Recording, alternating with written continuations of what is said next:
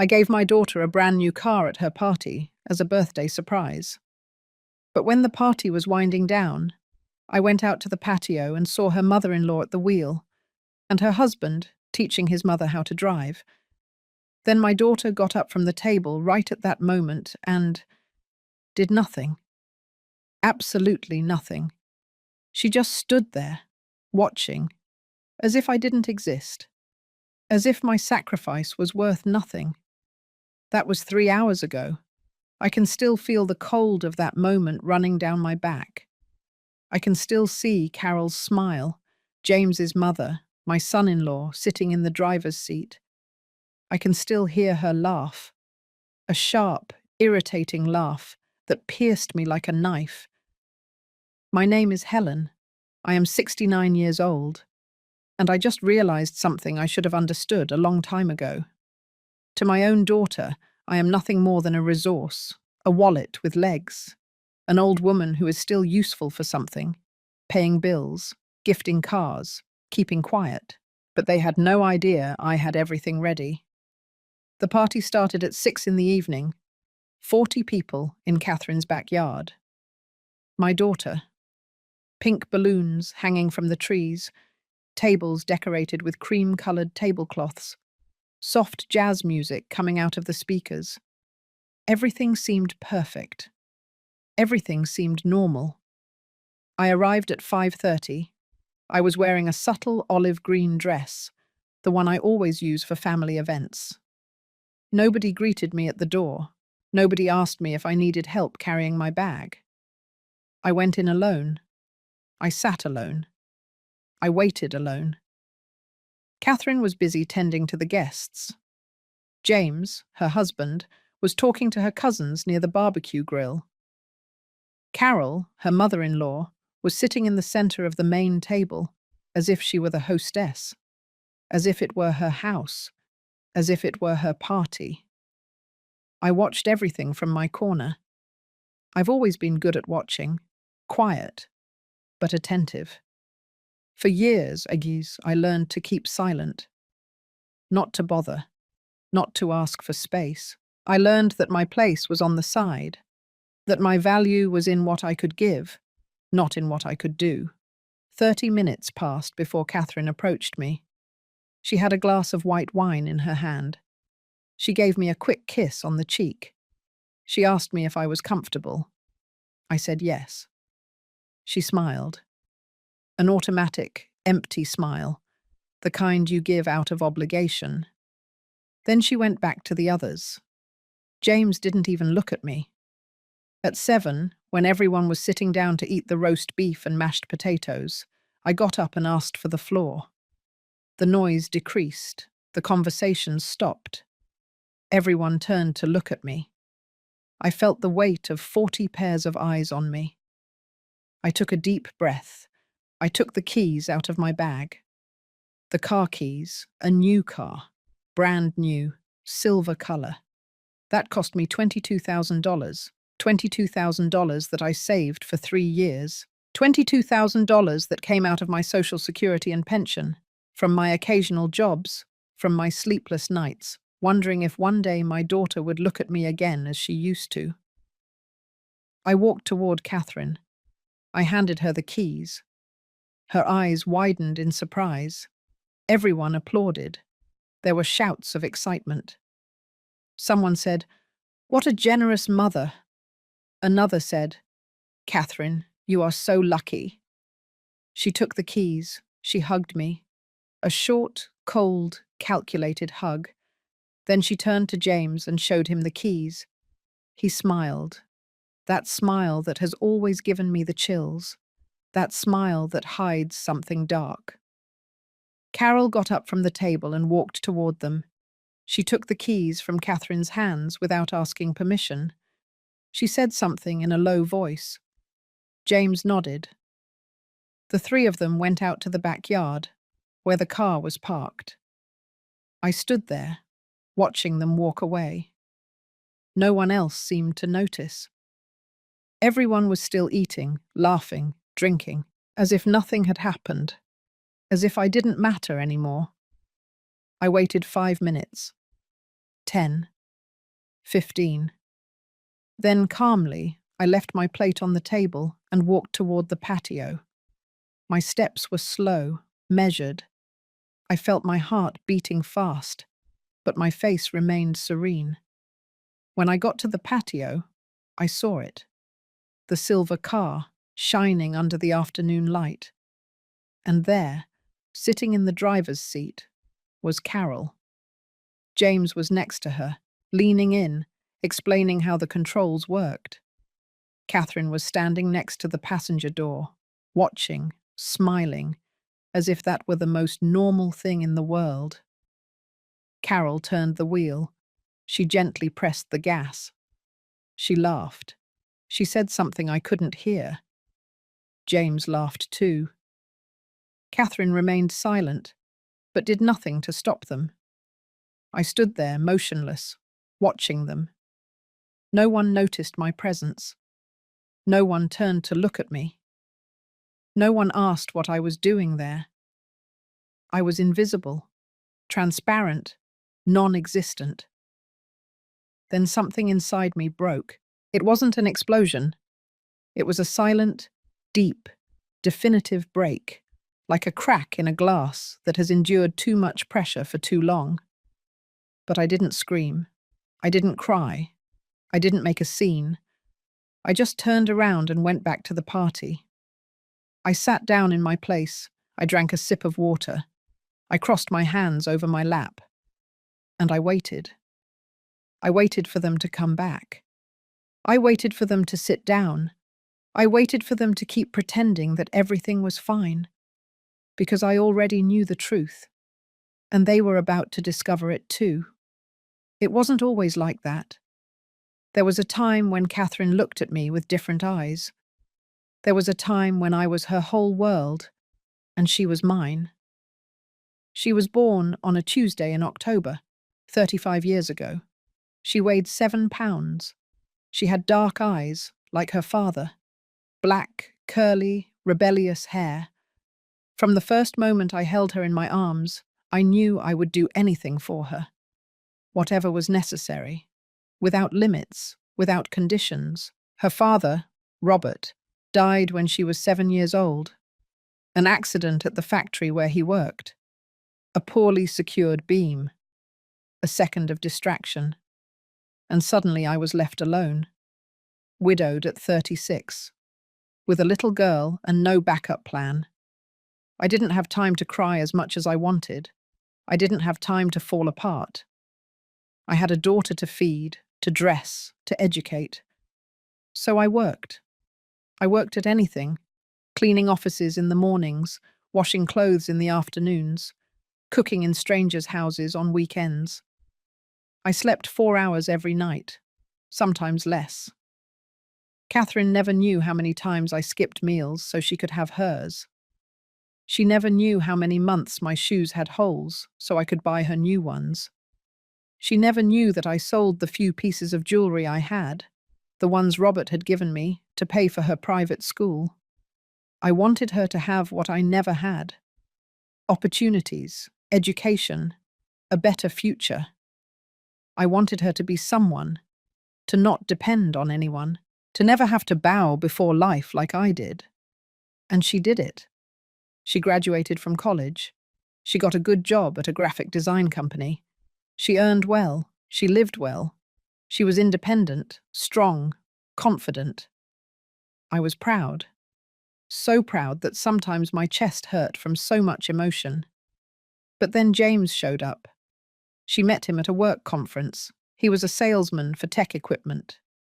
Talkative, charming, with that false confidence that men who need to impress to exist have. At first, he seemed polite, kind. He brought me flowers when he came to visit her. He asked me how I was. He respectfully called me Mrs. Helen. But I saw something in his eyes. Something cold. Something calculating. A look that evaluated, that measured, that sought weaknesses. I told Catherine to be careful, not to rush, to get to know him better before making big decisions. She got upset. She told me I was suspicious, that I was always looking for problems where there were none, that James was a good man, and that I should give him a chance. So I kept quiet. I swallowed my doubts. I smiled when I had to smile. I pretended when I had to pretend. They got married a year later. The wedding cost $8,000. I paid half. I sold my old car to be able to do it. Catherine didn't ask where I got the money. She just accepted it. As if it were my obligation, as if it were natural. After the wedding, everything changed. Slowly but constantly, like a silent disease that advances without you noticing. The calls became less frequent, the visits sporadic. The Sunday dinners, which used to be sacred, were cancelled with vague excuses. "We have plans, Mum." "We're busy, Mum." "Another day, Mum."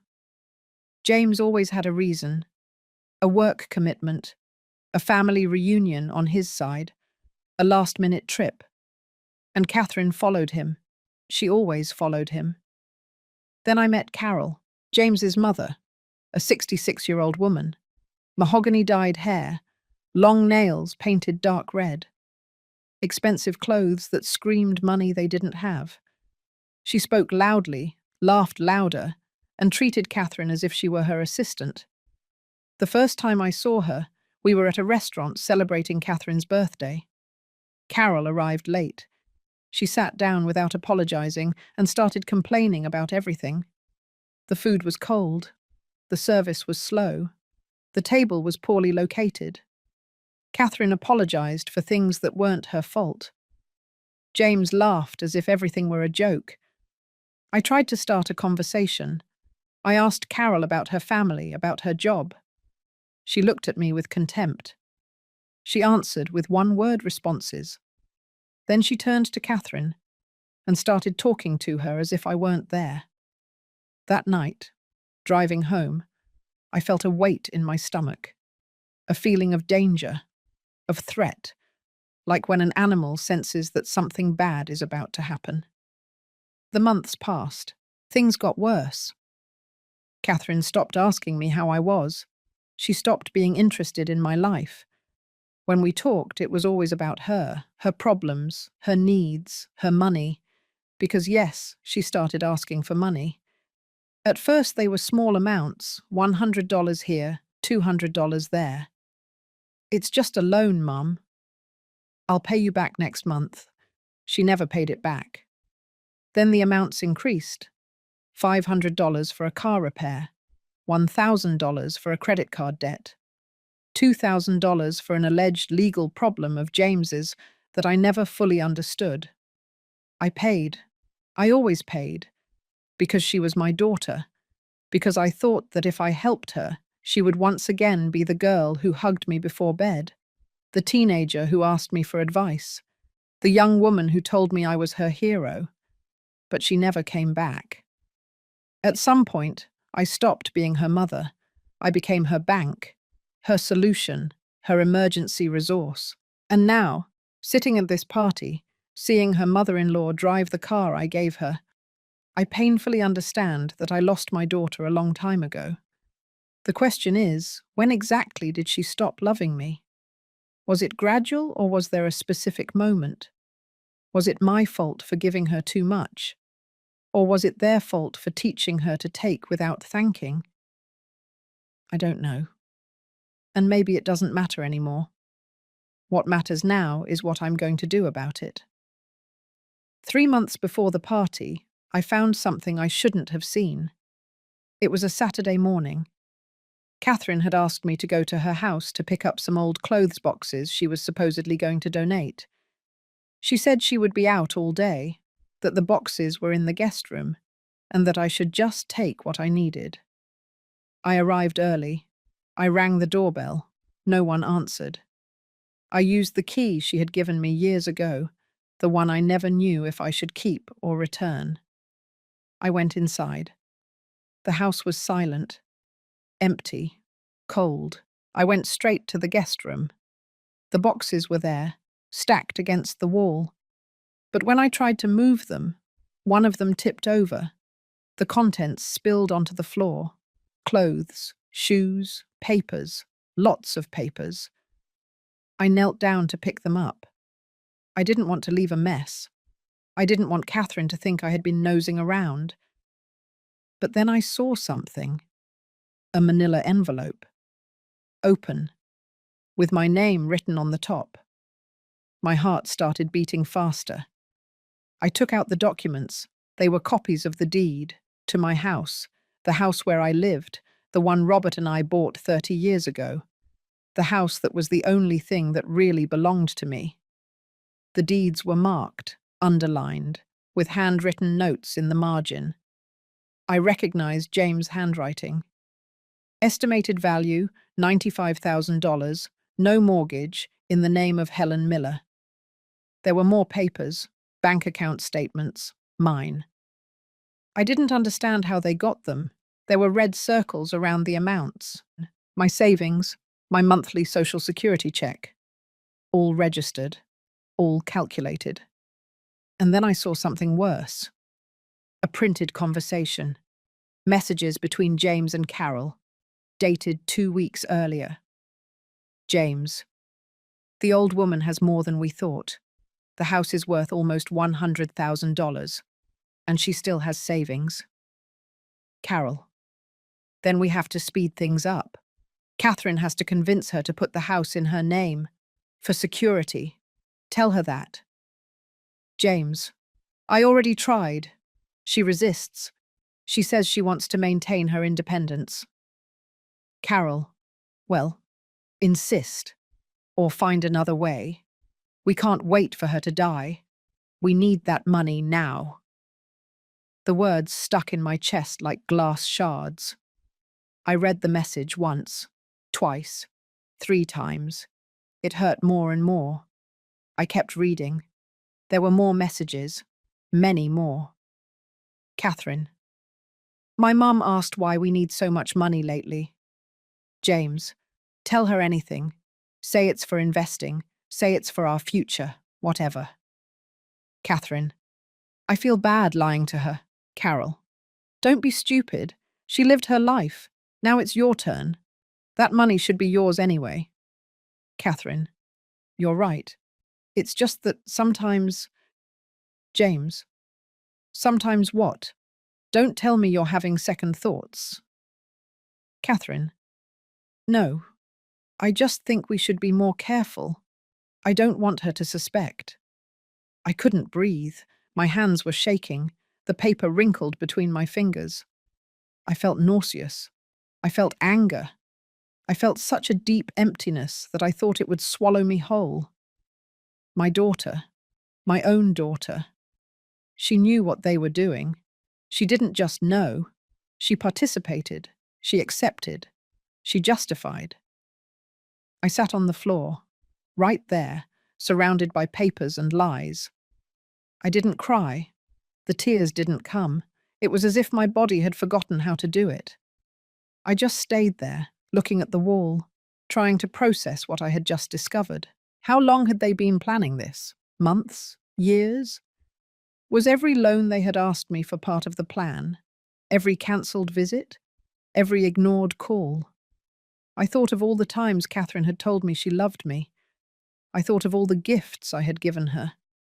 I thought of all the sacrifices I had made. And I wondered if it had ever been real, if it had ever meant anything to her.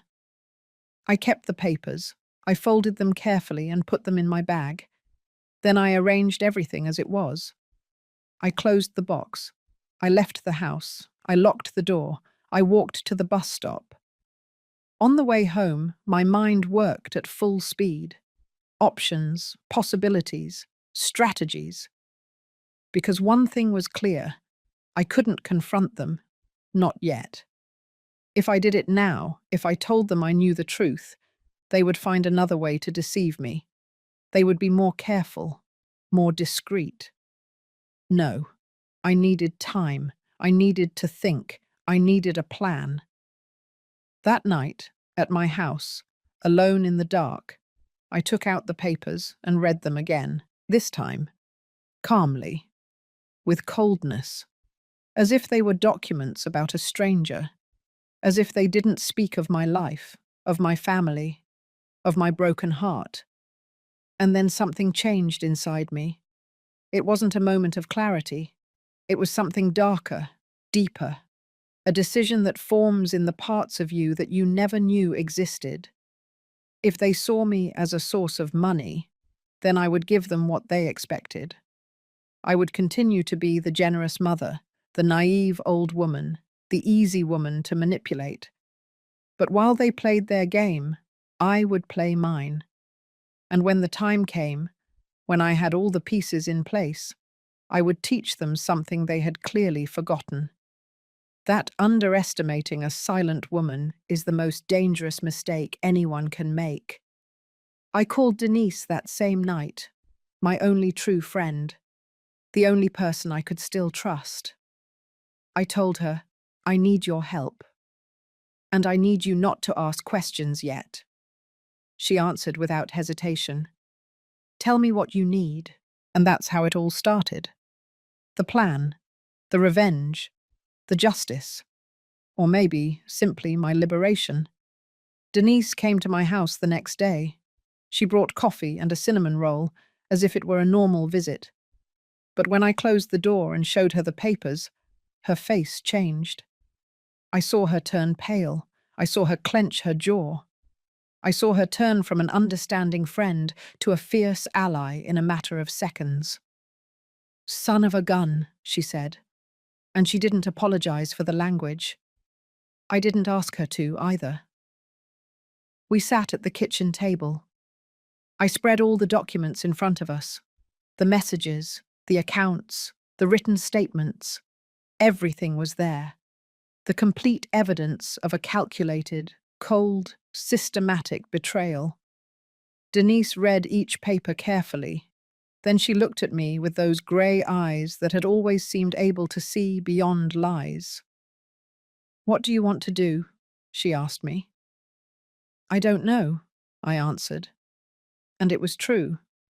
The anger had given me clarity, but no direction. I knew I couldn't stay still.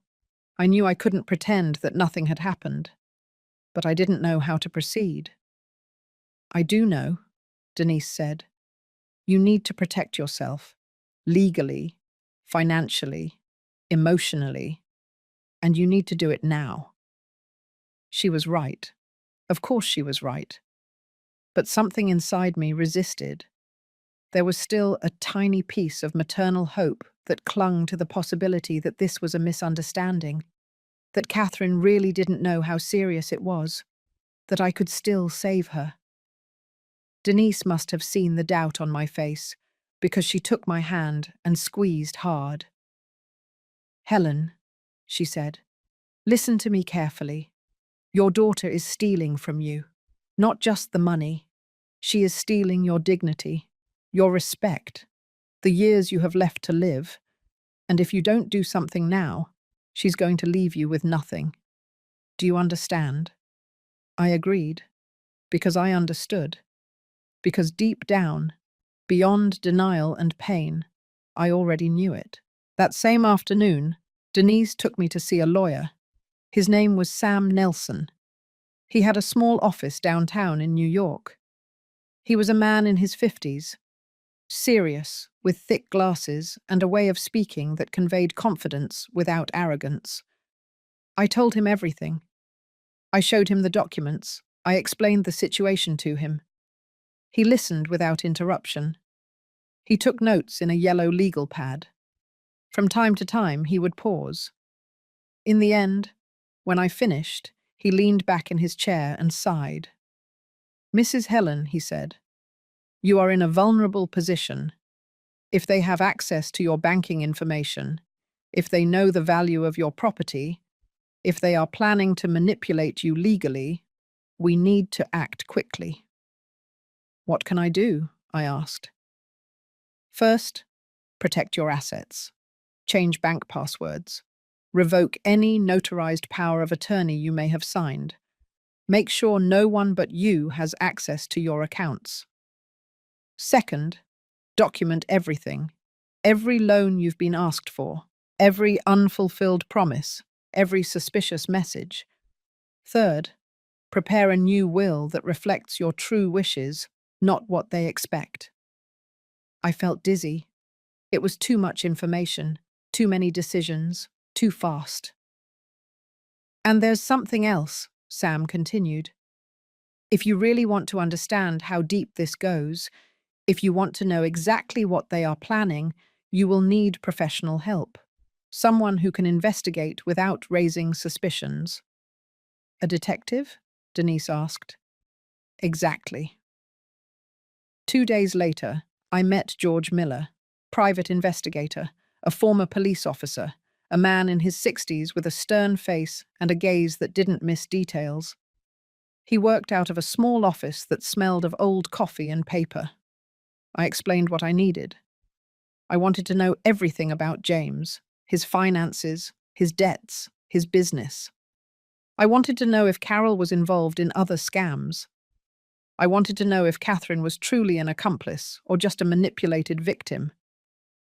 George accepted the case. He charged me $1,500 up front. He said he would have results in 3 weeks.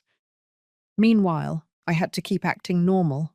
I had to see Catherine, talk to her, pretend that nothing had changed.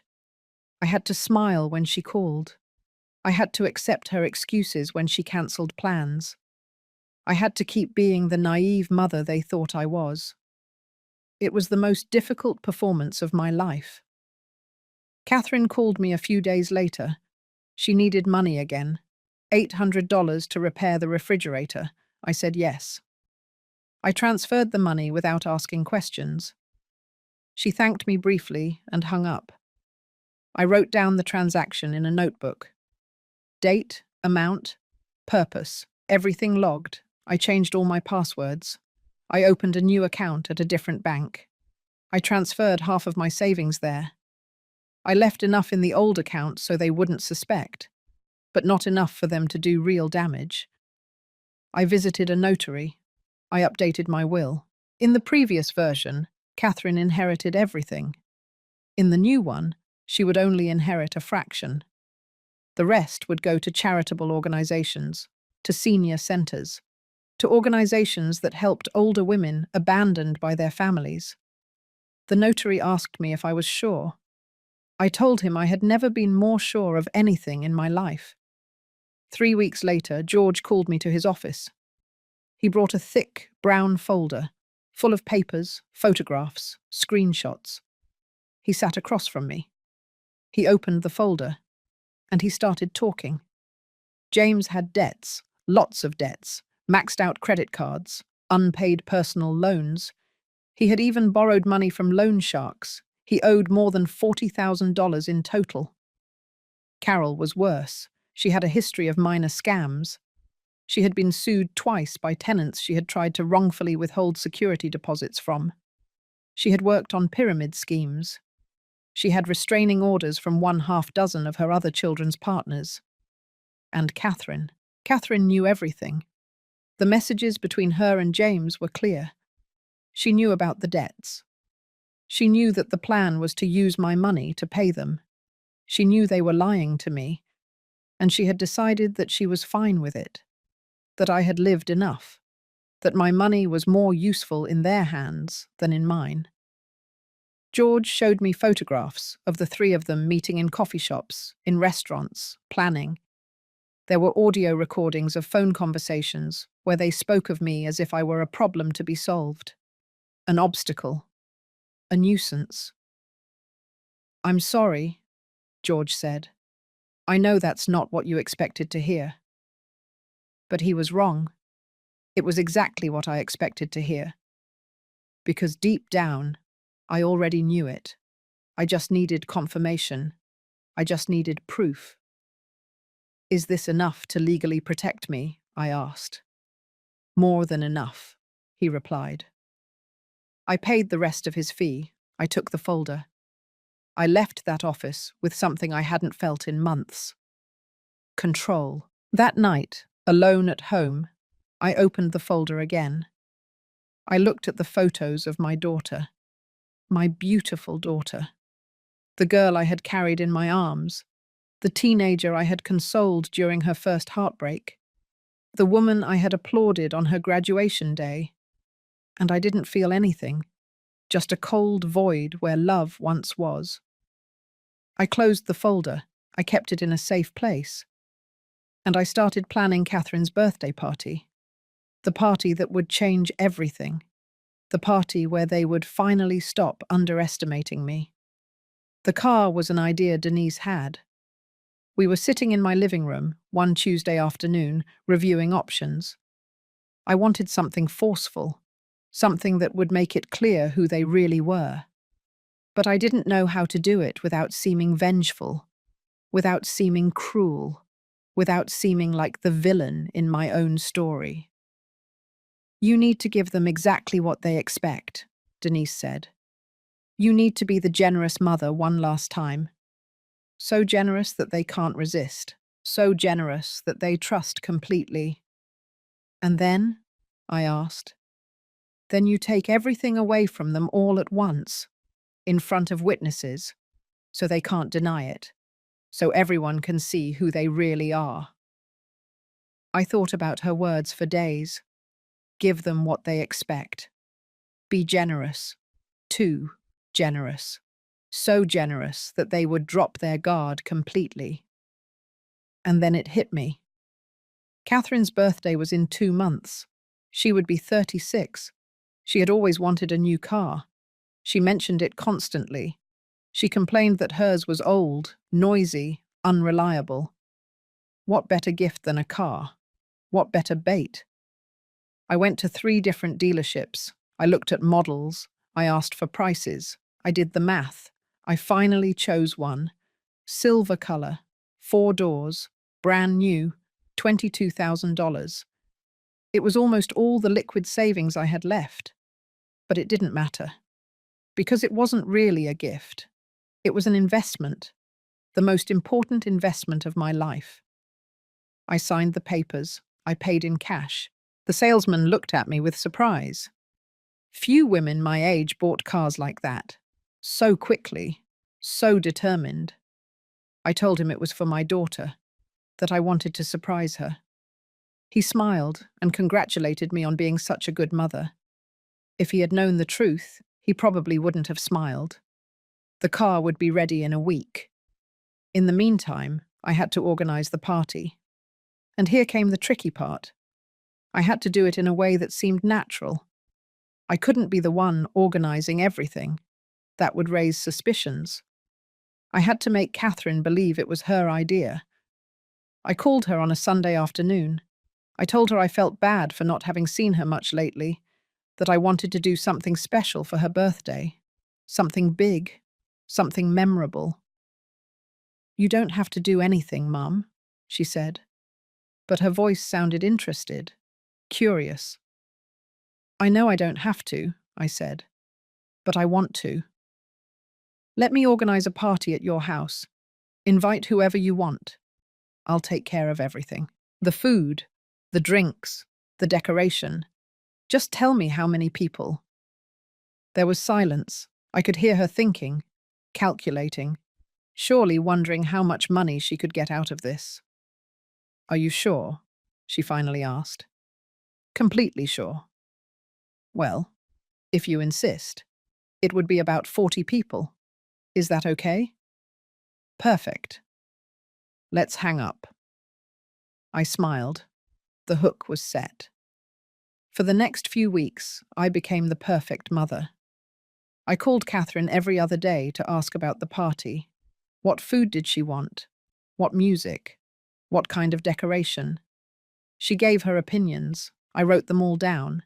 It made her feel important, listened to, loved. I hired a catering service. I chose the most expensive menu: shrimp cocktail, barbecue ribs, gourmet salads, imported desserts.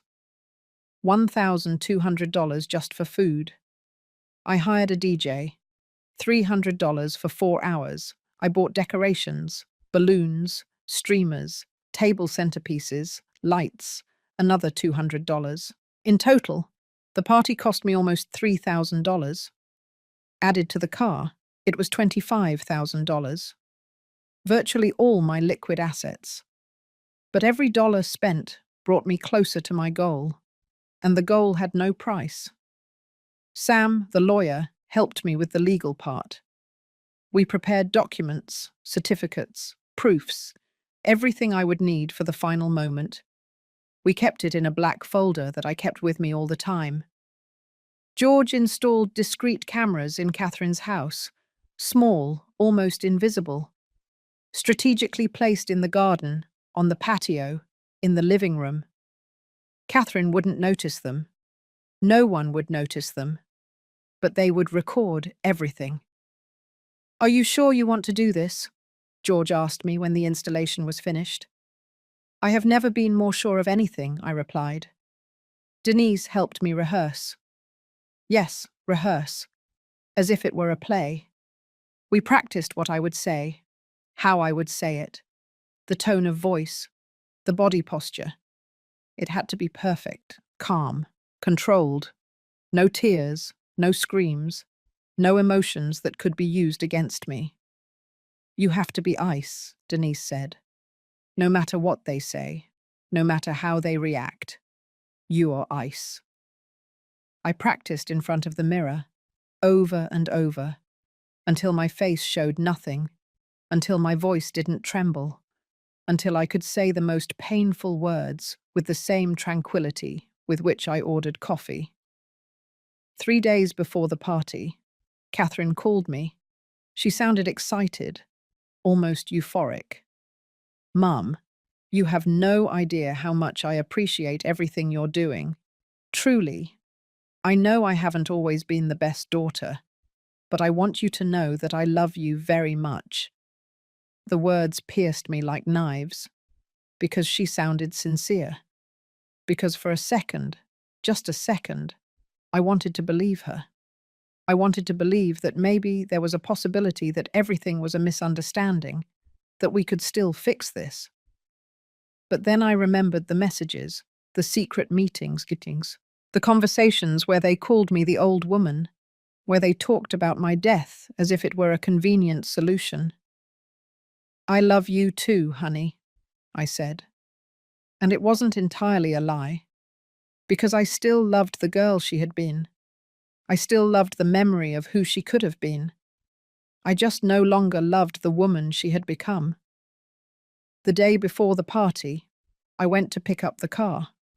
It shone under the sun. Perfect. New, expensive. The salesman handed me the keys with a smile. "Your daughter is very lucky," he said. "Yes," I replied. "She is."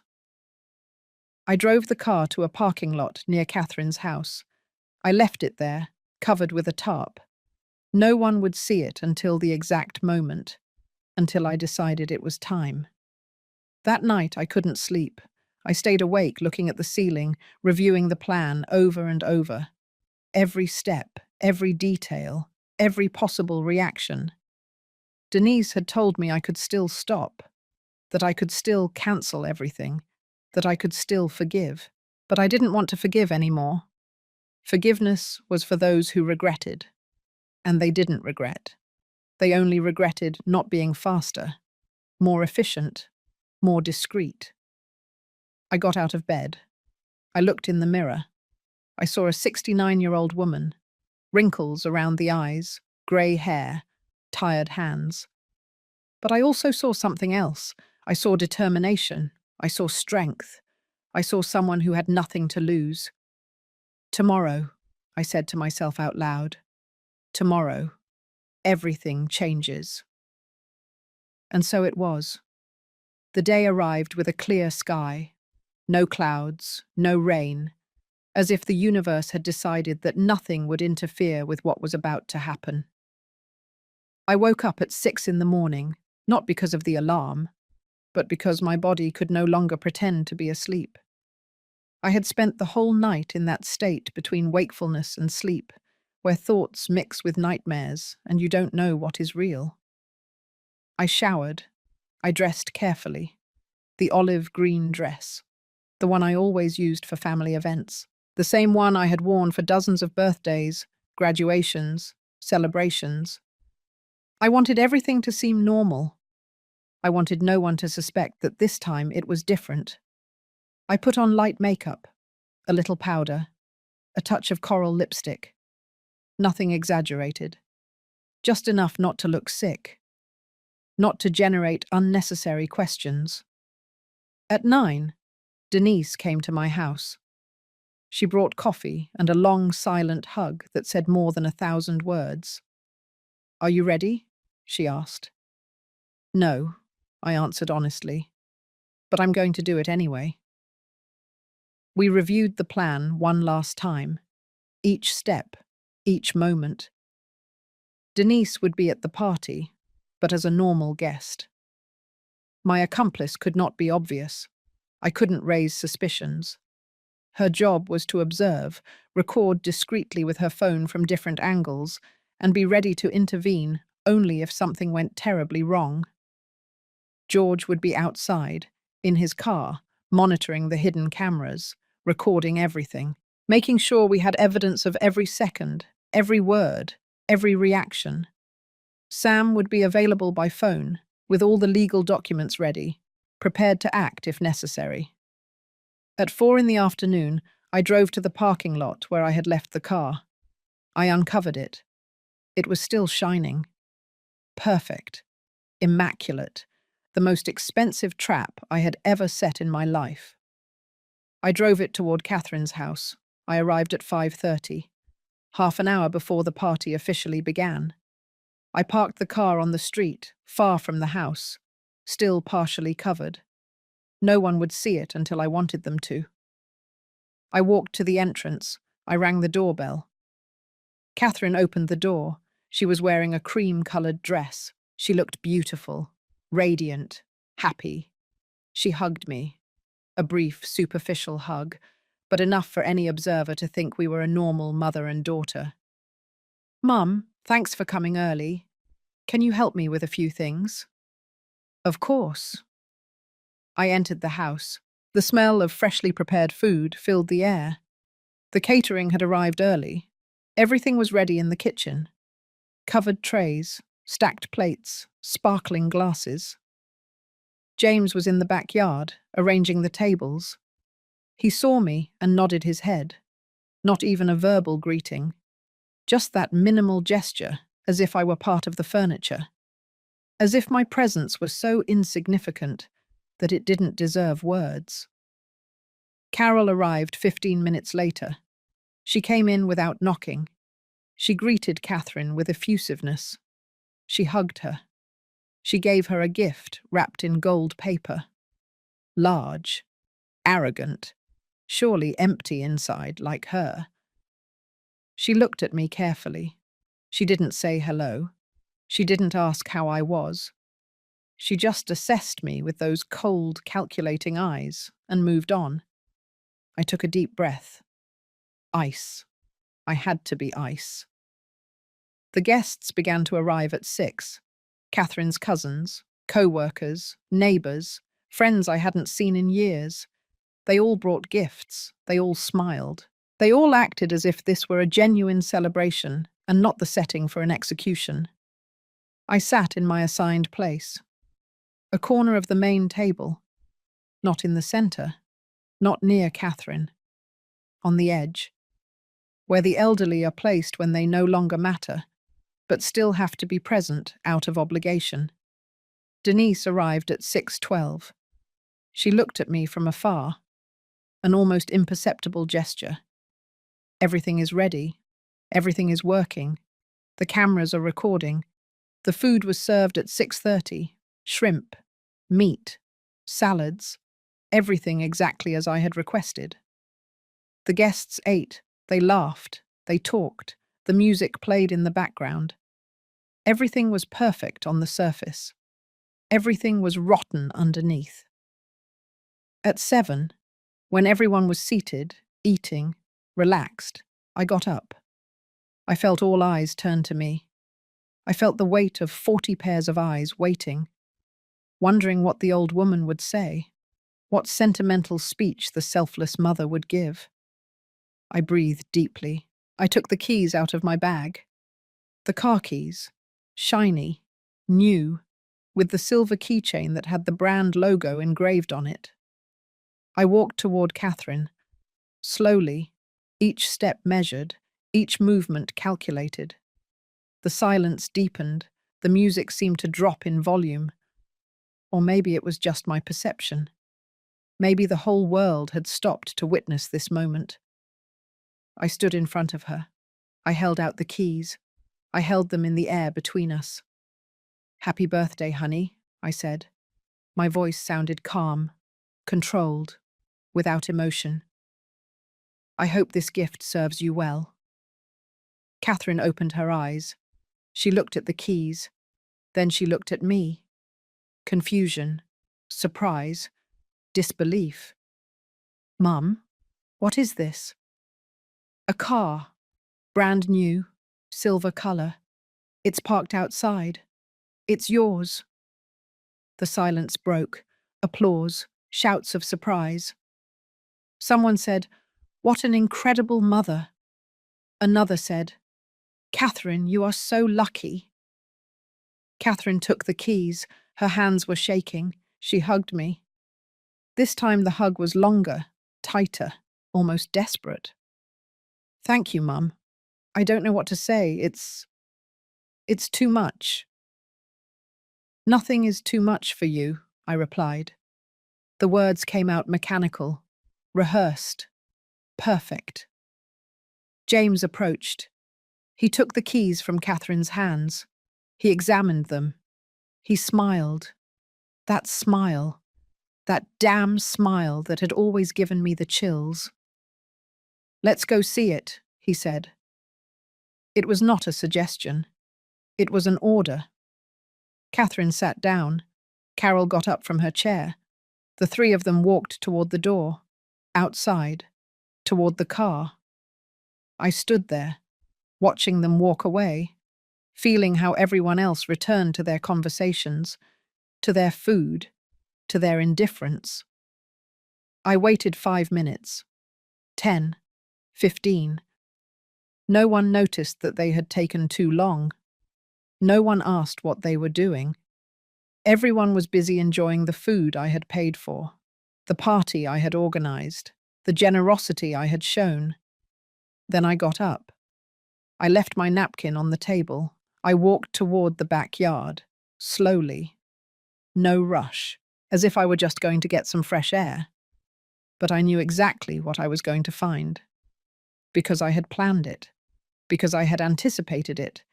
Because I knew these people better than they knew themselves. I reached the patio, and there it was. The scene I had imagined hundreds of times. The scene I had waited for, with a mix of horror and anticipation. Carol was sitting at the wheel of the car. James was leaning toward her, showing her the controls, pointing at the dashboard, explaining how the sound system worked. Catherine was standing next to her, watching, smiling, as if this were the most natural thing in the world, as if the car were theirs, as if I didn't exist, as if my sacrifice meant nothing. I stood there, motionless, watching them. The hidden cameras were recording. Denise's phone was recording. Every second was recorded. Every word. Every gesture. Every betrayal. Carol turned the wheel. She laughed. That sharp laugh. Unbearable. James laughed too. Catherine remained silent, but she did nothing to stop them. She didn't say, "Wait, this car is for me from my mother." She didn't say, "This isn't right." She didn't say anything. And at that moment, something inside me closed definitively. The last door, the last hope, the last remnant of maternal love. I turned around. I went back to the party. I sat down in my place. I took a sip of water. I crossed my hands over my lap. And I waited. I waited for them to come back. I waited for them to sit down. I waited for them to keep pretending. because now came the final part, the part they had been waiting for without knowing it, the part where they would finally see who I really was. They came back 20 minutes later, the three of them. Catherine with her cheeks flushed with excitement, James with that satisfied smile of someone who just got exactly what he wanted, Carol with a glint in her eyes that churned my stomach. They sat down in their places.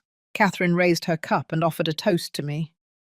"To my mother," she said, "to the most generous person I know." Everyone raised their cups, everyone toasted, everyone drank, and I smiled. A small, controlled smile that didn't reach my eyes. "Thank you," I simply said. The party continued. Dessert was served, chocolate cake with strawberries, $300 from a French bakery. Catherine blew out the candles. We all sang. We all applauded. Everything was so normal, so perfect, so fake. At 8:30, when the sun began to set and the garden lights turned on automatically, I got up again. This time I didn't have keys in my hand. I had my phone. And on my phone, I had something much more valuable than a $22,000 car. I had the truth. I walked to the center of the garden, where everyone could see me, where no one could ignore me. I raised my hand, asking for silence. The DJ turned down the music. The conversations stopped. Everyone turned to look at me. "I want to thank everyone for coming tonight," I began. My voice sounded calm, serene, as if I were about to give a sentimental speech from a proud mother. "It is important for me to share this moment with the people Catherine considers important in her life." Catherine smiled. James nodded. Carol looked at me with that expression of polite boredom that people have when they wait for someone older to finish speaking. "I have been a mother for 36 years, I continued, "and during those years, I have given everything I had.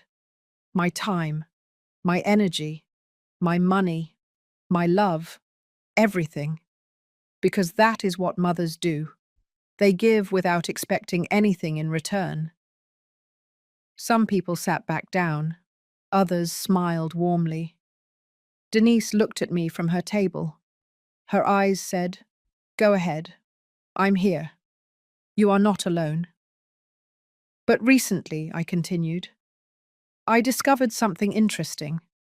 I discovered that not everyone values sacrifices the same way. Some people see love as an obligation, others see it as an opportunity." The atmosphere changed, subtly, like when the air gets heavy before a thunderstorm. Catherine frowned. James tensed up in his chair. Carol stopped smiling. I took out my phone. I connected it to the sound system the DJ was using. I had practiced this with Denise. I knew exactly how to do it. The DJ looked at me confused, but he didn't object. "I want to share something with you," I said. "Something I found a few months ago. Something I think everyone should hear."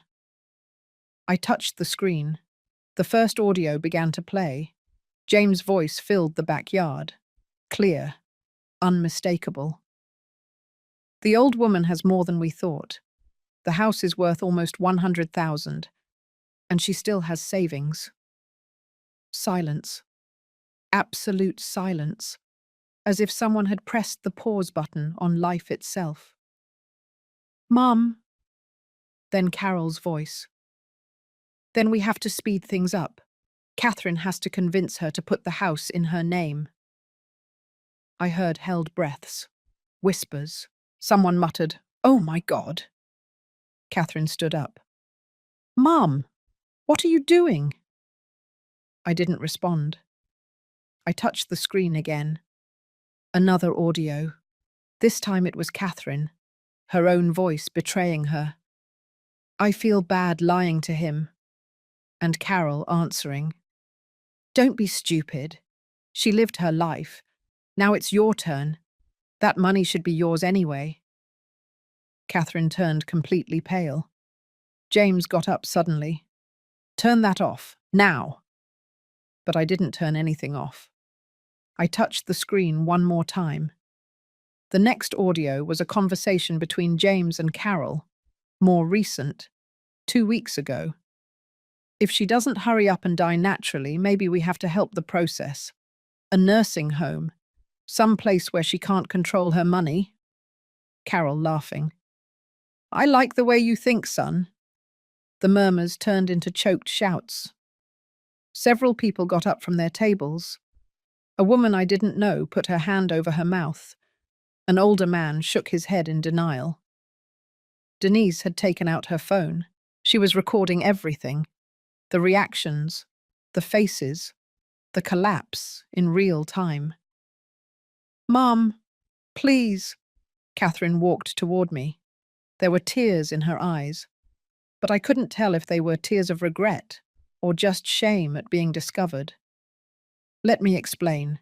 It's not what it seems. It's not what it seems, I repeated. My voice was still calm, cold, ice. Then explain it to me. Explain it to everyone. Explain how for months you planned to steal from me. How you lied to me every time you borrowed money. How you let your husband and your mother-in-law talk about my death as if it were a convenient solution. I didn't, she pleaded. I never wanted to. They pressured me. They pressured you, I repeated. And you gave in, over and over without a second thought, because it was easier to betray me than to stand up to them. James walked toward me with aggressive steps. Enough. This is our house. Get out of here. Now. I laughed. It was a short, dry laugh, without humor. Your house? This house is in Catherine's name. But do you know what else is in Catherine's name? Nothing. Absolutely nothing else. Because everything she has, every piece of furniture, every appliance, every penny of her bank account, comes from loans she asked me for and never returned. Loans that total more than $35,000. I took papers out of my pocket. Documents, receipts, bank transfers, all printed, all logged, all with date and signature. I have proof of every transaction, of every lie, of every manipulation, and now all of you are witnesses. The guests were in shock. Some murmured among themselves. Others looked at Catherine with expressions of disgust. One of her cousins got up and left the garden without saying a word. Carol finally found her voice. This is ridiculous. You're a crazy old woman making things up. No one is going to believe you. I touched the screen again. This time it wasn't audio.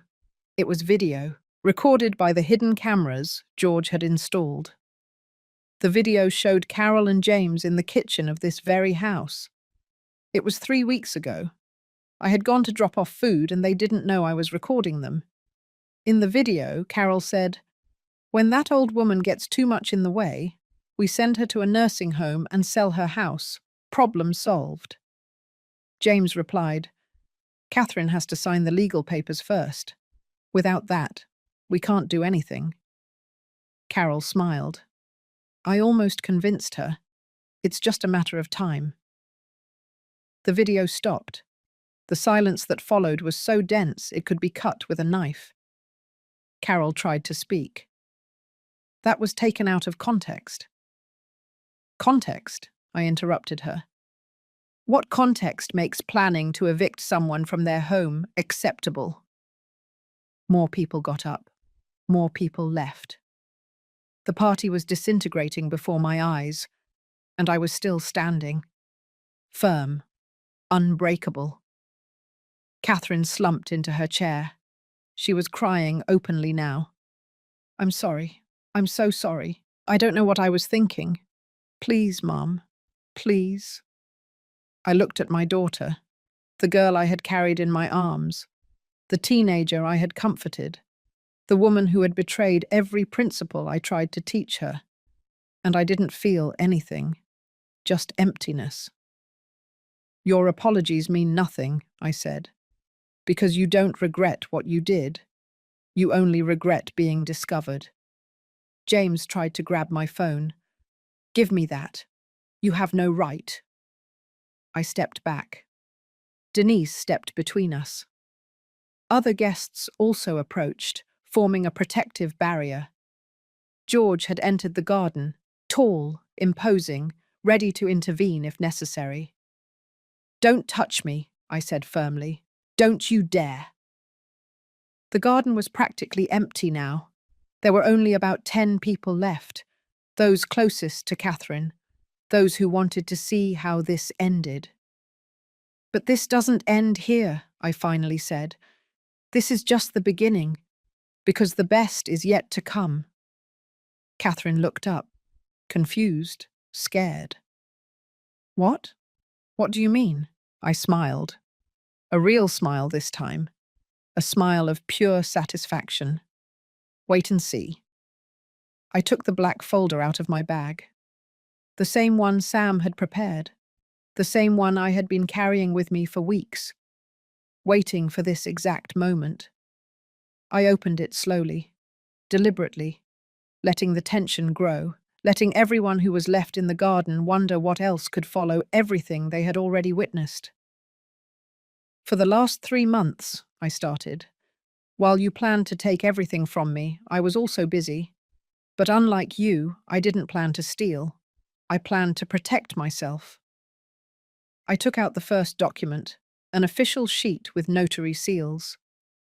This is my updated will, signed and certified 2 months ago. In the previous version, Catherine inherited everything. My house, my savings, my belongings, everything. Catherine raised her head. There was a flash of hope in her eyes, as if she thought she could still be saved, as if she believed that the right words could undo what she had done. In this new version, I continued, Catherine inherits exactly $10,000, not a penny more. The rest of my assets, valued at approximately $90,000, will be divided between 3 charitable organizations: homes for abandoned elders, shelters for older women without family, legal aid centers for victims of financial abuse. Catherine's face was utterly crushed. James swore under his breath. Carol got up so fast that her chair fell backward. You can't do that, she shouted. That's your daughter's inheritance. It's her right. No, I replied calmly. Glacial. It's my money. I decided what to do with it. And I decided it would be more useful helping people who genuinely need it. People who were betrayed by their own families. People like me. I got another document. This one was thicker, with more seals, more official. This is the deed to my house. As you can see, it is still completely in my name. No mortgages, no liens, without any kind of legal power given to anyone. I looked directly at Catherine. 2 months ago, you asked me to sign a power of attorney. You said it was just for precaution, so you could help me if I ever got sick. Do you remember? Catherine didn't answer. She just stared at the floor. I signed that document, I continued. But what you didn't know is that immediately afterward I went to my lawyer and formally revoked it. The power of attorney you think you have is worthless. It is a piece of paper without legal value. James approached. His face was red with anger. Damn old woman. You fooled us. No, I corrected him. I protected myself. There is a difference. You tried to fool me. I was just smarter. I pulled out more papers, bank account statements. I also closed my main account, the one you knew about, the one Catherine used as a reference when she needed to know how much money I had available to borrow from me. Catherine's eyes widened in horror. What? I opened a new account at a different bank. I transferred all my funds there 10 weeks ago. The old account has exactly $500, enough to keep it active, but nothing more. So all the money you thought I had is still mine, completely out of reach, completely protected. Carol was furious. She trembled with rage. You planned all this. You set us up. Yes, I admitted without remorse. Exactly. Because you underestimated me. You thought I was just a stupid, weak old woman. You thought you could manipulate me without consequences. You were wrong. I took out another document. This one hurt me more than all the previous ones, because it was the most definitive, the most irreversible. This is a car sale agreement for the car I just gave away. The silence was absolute. What? What do you mean? Catherine asked in a trembling voice. The car was never truly yours. I bought it under the name of a leasing company. I registered it under a special contract that allows me to recover it at any time within the first 72 hours. It is completely legal. My lawyer verified it. I looked at my watch. It's been 3 hours since I gave you the keys, which means I still have 69 hours to exercise my right of recovery. Catherine was speechless. No, you can't. You thought. You thought it was a genuine gift, and it would have been, if you had shown even a minimum of respect, if you had kept your mother-in-law from sitting at the wheel as if it were hers, if you had said something, anything. I took out my phone again. I called a number I already had dialed. Mr. Johnson, this is Helen Miller. Yes, please proceed with the vehicle recovery. Send the tow truck to this address. Right now. I hung up. Catherine stood up, shaking. Mum, no, please. The car. I need it. My old car is about to break down. Please.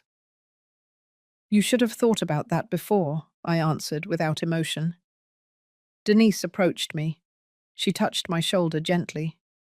Are you okay? She whispered. I nodded.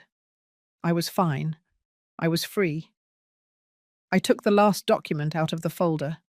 This one was a letter, handwritten, from me. Written during one of those nights of insomnia, where I processed all the pain they had caused me. This is for you, Catherine, I said, holding out the paper. Read it when you are alone, when all these people have left, when James and Carol are no longer here, telling you what to think or what to feel. Catherine took the letter with trembling hands. What is it? It's my farewell, I replied. It's everything you needed to hear but never dared to ask. It's the complete truth. No filters, no pretense. I turned to leave. Denise followed me. George was already waiting for us at the door. Where are you going? Catherine asked desperately. Are you just leaving? Like that? I stopped. I turned to look at her one last time. Yes, I simply said. I'm leaving, because I have nothing to do here anymore, because you stopped being my daughter the day you decided that my money was worth more than my dignity. But I am your family. No, I interrupted her. Family isn't about blood. It's about loyalty, respect, genuine love. You are not my family. You stopped being that a long time ago. James took a step toward me. If you leave now, don't come back. Don't expect Catherine to take you in when you're old and sick and need help. I laughed. A real laugh. Liberating. You think I'm afraid of getting old alone? I'm already alone. I've been alone since you came into our lives. The difference is that now I accept it. And I prefer it. I prefer honest loneliness 1,000 times over the company of vipers. Carol spat on the ground, a vulgar gesture. Desperate. You are a bitter woman, a bitter old woman who is going to die without anyone loving her. Maybe, I answered, but I will die with dignity, with a clear conscience, knowing that I owe nothing to anyone, knowing that I did not allow them to turn me into a victim. Can you say the same? I did not wait for an answer. I left the garden. I left the house. I heard Catherine calling me. I heard whispers. I heard screams. But I did not stop. On the street, the tow truck was already arriving. The driver got out and greeted me. I showed him the papers. He got in and began to prepare the equipment to take the car. Catherine ran out of the house. "No, please, don't take the car." But it was already too late. The car was hooked, elevated, carried away. And with it, the last illusion that something could be saved between us left. I got into Denise's car. George got into his own vehicle behind us. As we drove away, I looked in the rearview mirror. I saw Catherine on her knees on the street. I saw James yelling. I saw Carol gesticulating furiously. But I didn't care anymore. They were no longer my problem. They were no longer my responsibility. They were just strangers I once thought I knew. Denise drove in silence for the first 20 minutes. I looked out the window. The streets passed. The city lights began to come on. The sky gradually darkened, as if the universe were closing one chapter and preparing another. I did not cry. I thought I would cry. I had imagined this moment so many times, and in every version, I ended up broken, sobbing, destroyed by the pain of losing my daughter.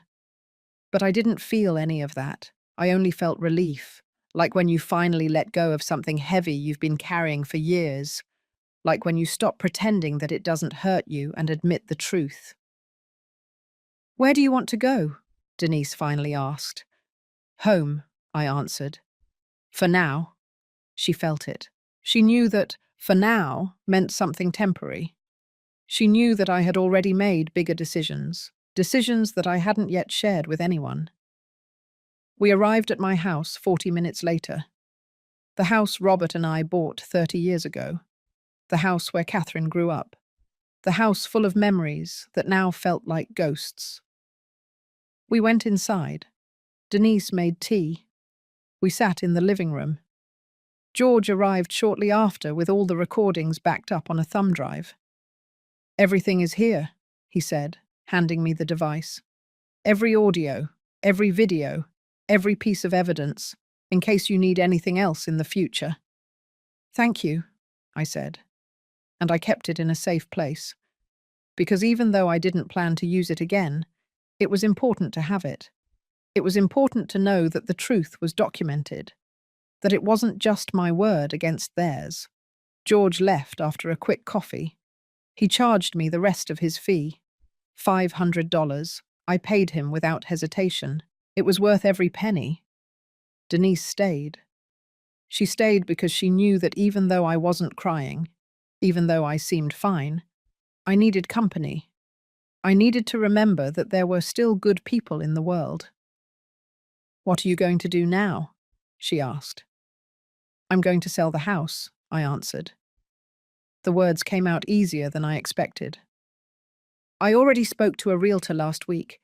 She says I can get $95,000, maybe more." Denise didn't seem surprised. "And then?" "Then I leave. Far away.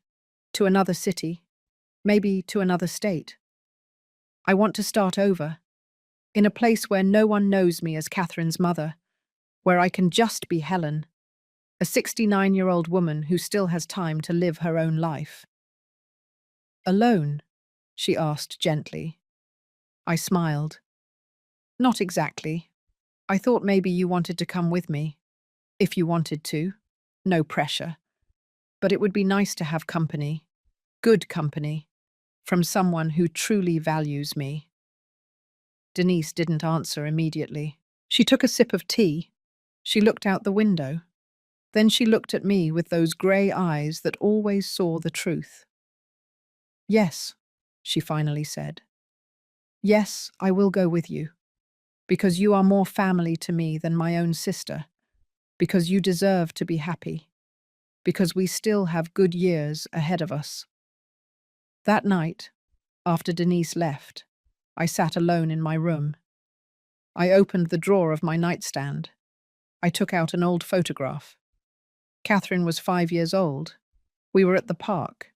She was laughing. I was carrying her. We were happy. I looked at that photograph for a long time. I remembered that girl, that version of my daughter that still existed somewhere in the past. And I allowed myself to feel sad. Not for the woman she became, but for the girl I lost along the way. Then I put the photograph away. I left it in the drawer. Because some memories are important to keep, but not to look at every day. My phone rang at midnight. It was Catherine. I let it ring. She called 5 more times. I let all the calls go to voicemail. The next morning, I listened to the messages. Her voice was broken, desperate. "Mum, please. I need to talk to you. I need to explain. It wasn't how you think. James manipulated me. His mother pressured me. I didn't want to hurt you. Please give me a chance. Just one." I deleted the messages. All of them. Because I had already heard enough lies. Because I had already given enough chances. Because I knew that if I answered, if I opened that door, even a crack, I would fall back into the same cycle. And I was no longer that woman. I was no longer the mother who gave everything without expecting anything. I was no longer the silent victim who accepted scraps of affection. I was Helen Miller, 69 years old, widowed, betrayed mother, but above all, a free woman. The following weeks were a whirlwind of activity. The house sold in 3 weeks for $98,000, $3,000 more than expected. I distributed the furniture to charitable organizations. I donated clothes, books, objects that I no longer needed. Objects that only took up space and carried memories. Sam handled all the legal paperwork.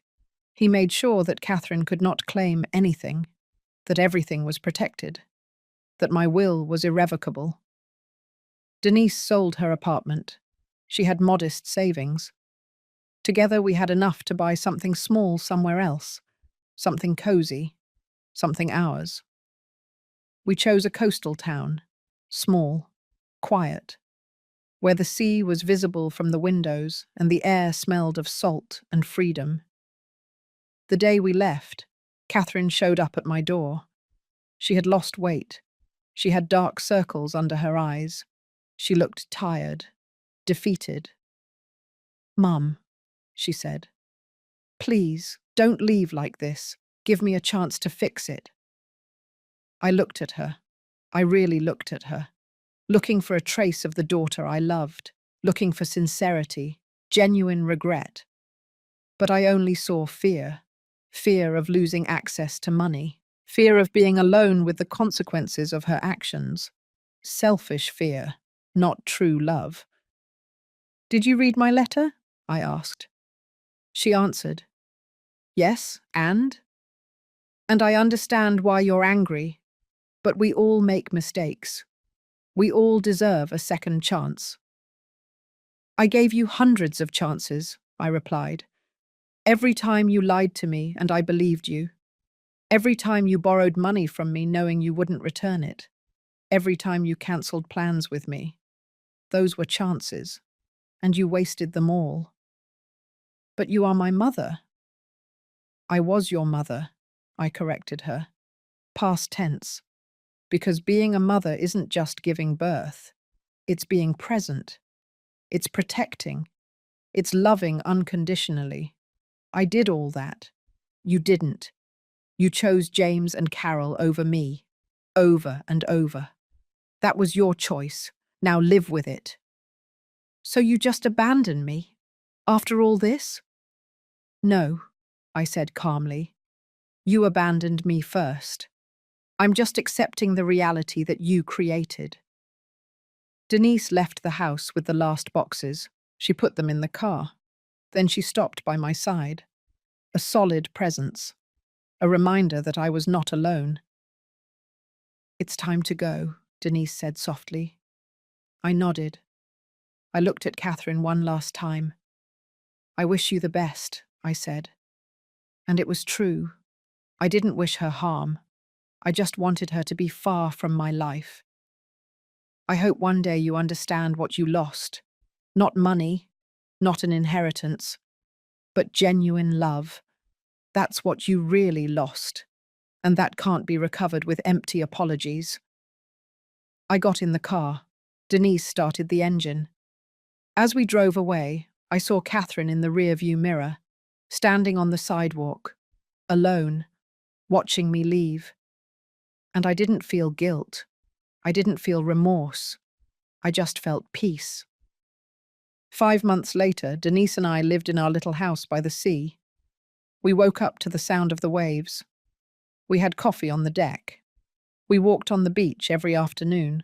I made new friends, women my age with similar stories, women who had also been betrayed, abandoned, underestimated, but who had chosen to get up, move on, live. Catherine tried to contact me several more times, messages, letters, even a package with old photographs, as if that could change anything. I didn't answer any of them, because there was nothing else to say, because some doors, once closed, must remain that way. One afternoon, sitting on the deck watching the sunset, Denise asked me, "Do you ever regret it?" I thought about the question. I really thought about it. "No," I finally answered. "I don't regret it, because for the first time in decades, I am free. Free of expectations, free of manipulations, free of loving people who didn't love me back." And what comes next? I smiled. Now I live. I just live. For me, by myself, as I should have done a long time ago. That night, I wrote in my journal something I hadn't done since I was young. I wrote about everything that had happened, about the pain, about the betrayal, about the liberation. And I ended with a sentence that summarized everything I had learned. My name is no longer hers. My story is just beginning. I closed the journal. I looked at the dark sea, and for the first time in years, I felt complete. Not as a mother, not as a victim, not as a woman who existed to serve others, but as Helen. Just Helen. And that was more than enough.